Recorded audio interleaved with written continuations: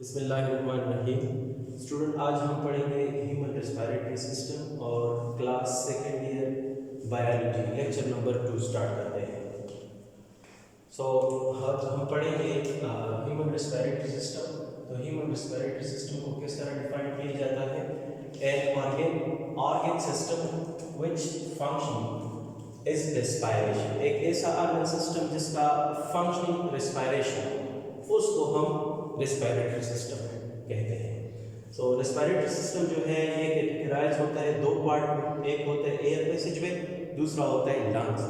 तो सबसे पहले हमने डायग्रामेटिकली एक्सप्लेन करना है। ये एक ह्यूमन बॉडी है और ह्यूमन बॉडी में रेस्पिरेटरी सिस्टम कहाँ से स्टार्ट होता है?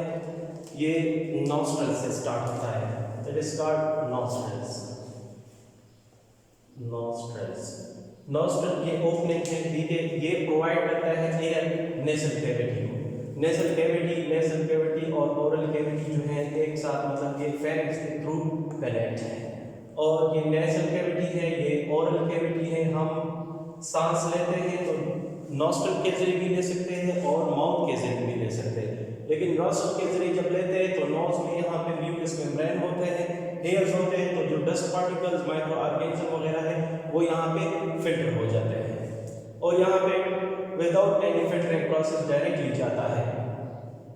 लेकिन यहाँ पे म्यूकस मेम्ब्रेन है और म्यूकस मेम्ब्रेन के जरिए मतलब इसको मॉइस्चर भी किया जाता है, फिल्टर भी किया जाता है और वार्म भी किया जाता है। इसके बाद जो है फेरिंक्स, ये दूसरा पार्ट है। मतलब ये है कि ओरल कैविटी और नेसल कैविटी के बाद फेरिंक्स आता है, ये दोनों को कनेक्ट करता है। इसके बाद लैरिंक्स स्टार्ट होता है।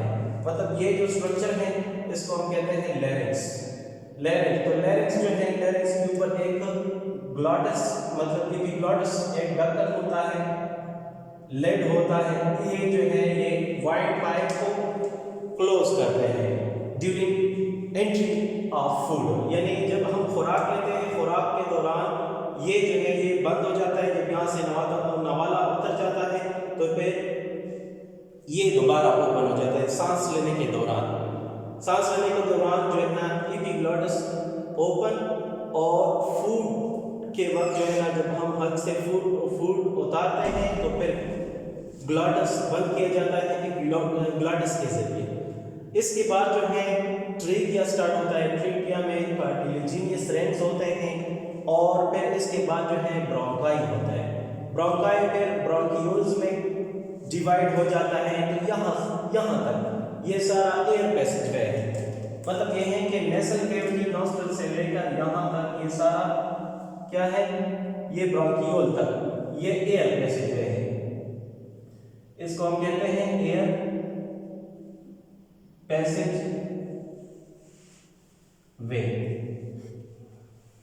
फिर इसके बाद जो है लंग्स स्टार्ट होता है और लंग्स के इनसाइड फिर मतलब अल्विलाई, ब्रोंकियोल्स, कैपिलरीज वगैरह ये चीजें होते हैं। तो एयर पैसेजवे जो है ये that is consist of nostrils, nasal cavity, pharynx, larynx, trachea, bronchi, bronchioles. और लंग्स जो है लंग में अल्विलाइज होते हैं। तो हम स्टार्ट लेते हैं एयर पैसेजवे से। एयर पैसेजवे में जो जितने भी पार्ट्स हैं उसको हमने डिटेल में पढ़ना है। एयर पैसेजवे डिफाइन किया जाता है इस तरह। The respiratory tube in which gases are passed toward the lungs for exchange, that is called air passageway। मतलब ये है कि रेस्पिरेटरी ट्यूब एक ऐसा ट्यूब सिस्टम जिसके जरिए गैस जो है पास होता है लंग्स को दिया जाता है। किसके लिए? एक्सचेंजिंग के लिए, गैसेस एक्सचेंजिंग के लिए। इस प्रोसेस मतलब इस ट्यूब को, इस रास्ते को, इस वे को हम एयर पैसेजवे कहते हैं। स्टूडेंट, ये था आपका लेक्चर नंबर 2।